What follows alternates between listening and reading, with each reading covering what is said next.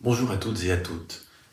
J'ai le sentiment que c'est le moment de vous dire ce qui m'arrive et la raison pour laquelle Marion et moi nous avons dû annuler tous les séminaires jusqu'au 1er juillet. Je suis actuellement en thérapie pour un cancer de la gorge, un traitement lourd, 3 chimiothérapies, 35 séances de radiothérapie, tout ça en même temps. Et j'en suis déjà à la 7e semaine, il me reste une, paraît-il la plus dure. Puis les 15 jours qui suivent sont encore, paraît-il, très durs, enfin voilà. Si je me décide d'en parler aujourd'hui, c'est parce que il me paraît très important de souligner ce qui se passe en fait ici. La seule réaction, lorsqu'on m'a annoncé que j'avais un cancer de la gorge, ça a été l'étonnement. On m'aurait parlé d'un cancer de la prostate ou des intestins, il y en a dans la famille, c'était logique, mais la gorge, vraiment ça n'avait jamais effleuré mon esprit. Mais sinon, aucune réaction émotionnelle. Pas de refus, pas de colère, pas de tristesse, pas de pourquoi moi, pas de rien du tout de tout cela. Rien du tout. Et c'est là où on voit vraiment la puissance de l'éveil.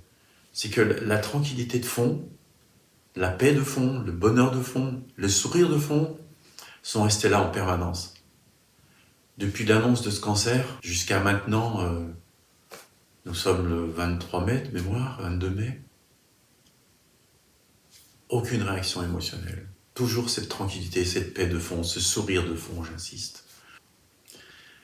Alors, j'entends déjà ceux qui pensent que lorsque l'éveil est là, il n'y a plus de maladie physique, c'est qu'on n'a pas éveillé ou qu'on a encore des choses à comprendre, etc., etc. Mais n'oublions pas que certains grands sages comme Ramana Maharshi ou Nisargadatta Maharaj sont morts d'un cancer. Autrement dit, penser que parce que l'éveil est là, il n'y a plus de maladie, c'est juste une histoire. C'est juste des pensées crues. En fait, ce qui est important aussi, c'est que la seule phrase qui est montée à ce moment-là, c'est la suivante. Que ta volonté soit faite. Non pas dans le sens de qu'un jour ta volonté soit faite, mais dans le sens de je sais que c'est ta volonté, qu'elle s'accomplisse. Autrement dit, il est évident ici, depuis 1984, la première expérience mystique et d'éveil qui a eu lieu ici, c'est absolument évident que tout, absolument tout, arrive toujours de soi-même et d'une façon parfaite. Tout est absolument parfait. Il n'y a jamais d'erreur. Jamais, jamais, jamais. Alors, qu'est-ce que je pourrais bien dire contre ce qui m'arrive? Ça n'a aucun sens. Évidemment, puisque ça arrive, c'est le mieux qui puisse arriver en soi. Non pas forcément pour moi, il n'y a pas de moi d'ailleurs, mais pour cet organisme appelé Gérard, mais en soi, en tant que ce qui est, c'est forcément le mieux qui puisse arriver. Alors bien sûr, Gérard en a tiré des leçons déjà, et c'est sûrement pas fini, j'en sais rien du tout, mais probablement pas. Des leçons, c'est peut-être pas le bon mot, disons des compréhensions. Il y a des vasanas qui ont été vus, qui se sont effondrés. Une chose qui m'a beaucoup touché, c'est le nombre de personnes, très peu de gens sont au courant pour l'instant, mais le nombre de personnes qui, à l'annonce de ce cancer, ont réagi, ont été là, m'ont dit je t'aime, je suis avec toi, je pense à toi, mes pensées d'amour vont vers toi.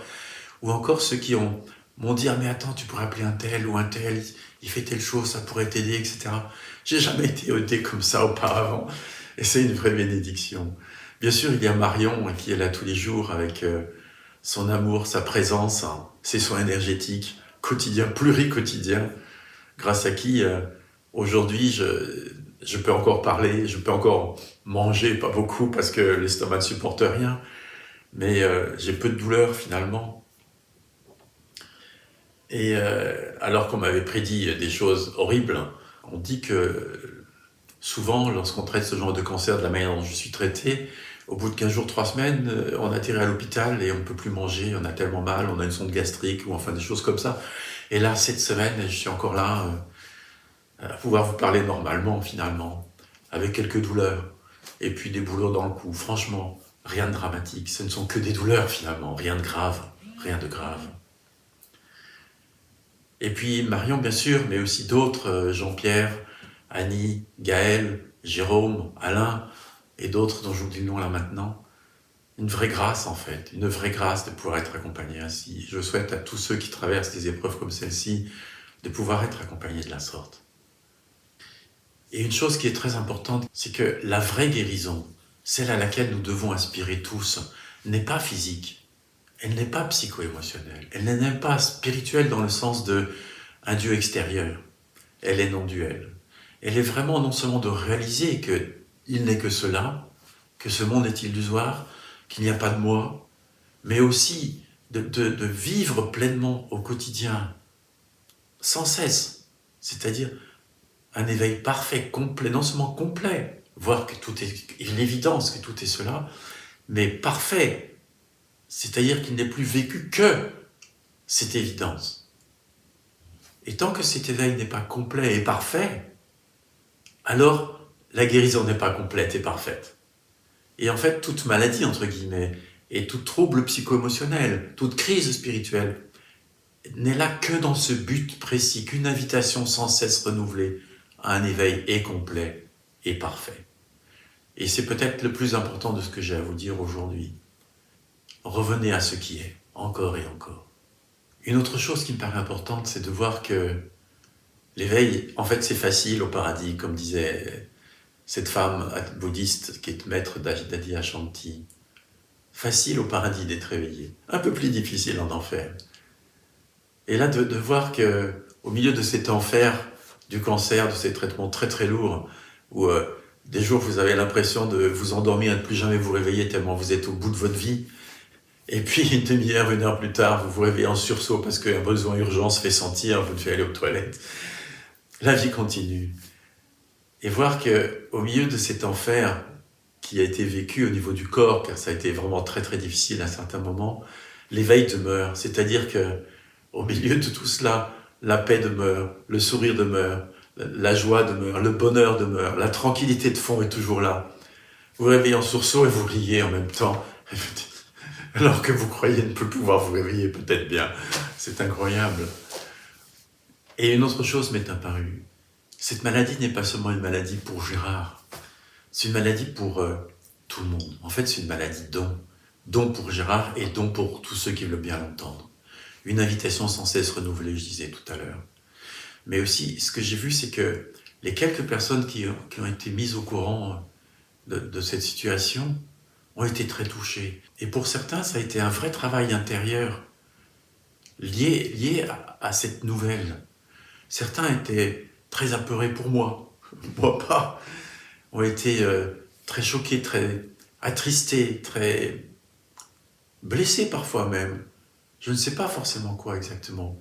Mais ils ont été appelés, certains, pas tous, ont été appelés eux aussi à faire un travail sur eux-mêmes, à répondre à cette invitation à plus d'éveil, à une perfection de l'éveil. Et puis autre chose encore.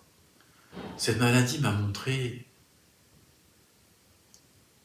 la manière habituelle de réagir des gens que je connaissais déjà, mais là, elle m'est venue en pleine figure parce que tout le monde me dit « mais il faut que tu luttes, il faut que tu te battes, il faut que tu vainques ce cancer.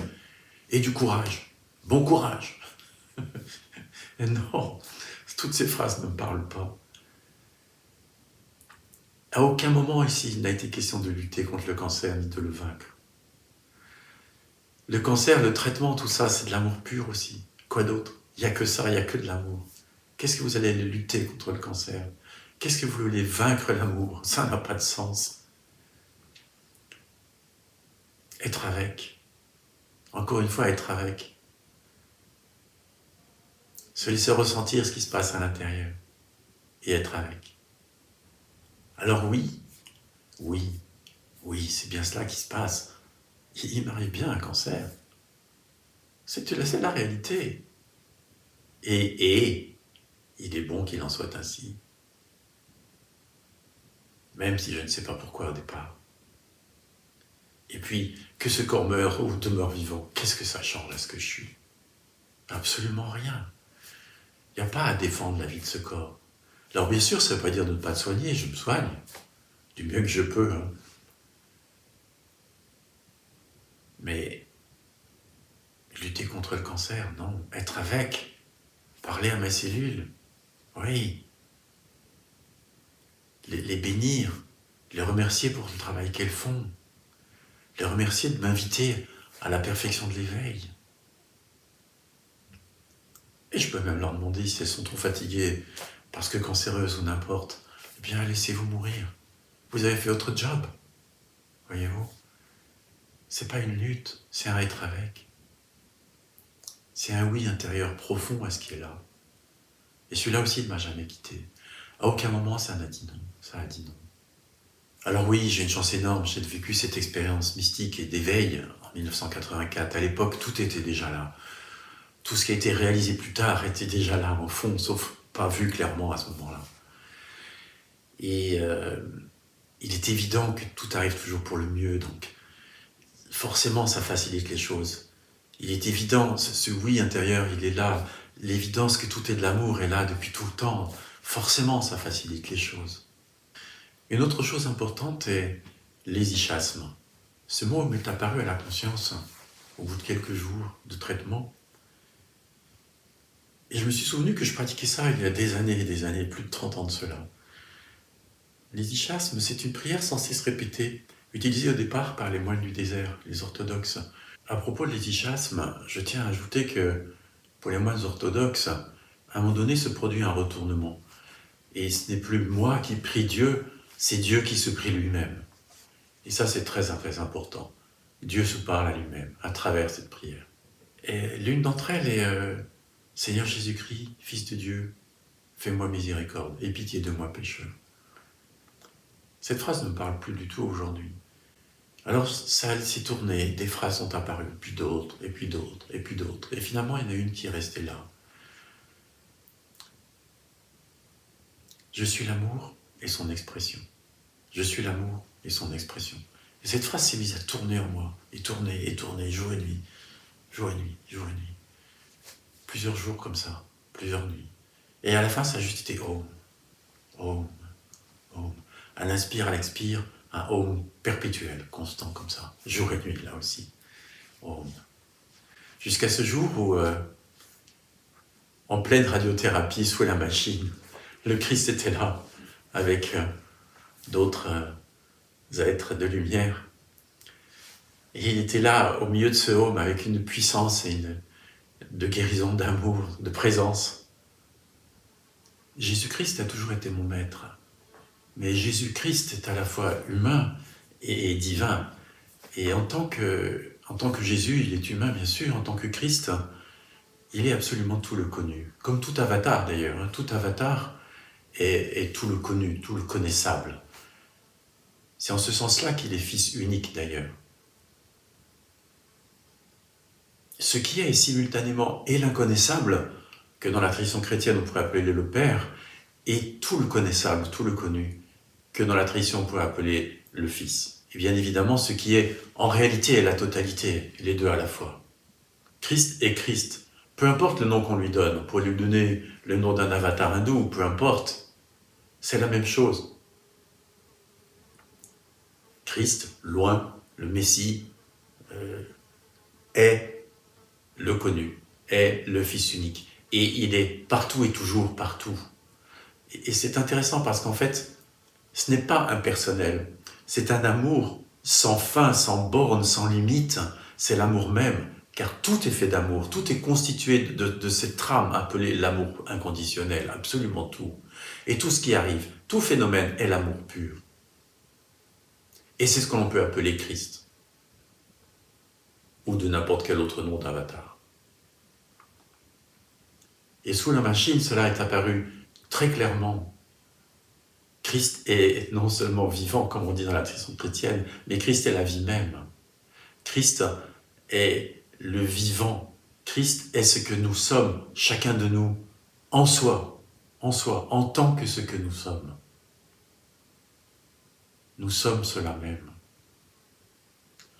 Et c'est très intéressant parce que c'est la plénitude même, c'est l'amour même, et c'est ce que nous sommes, et c'est personnifié, ce n'est pas sans consistance, ce n'est pas vide, ce n'est pas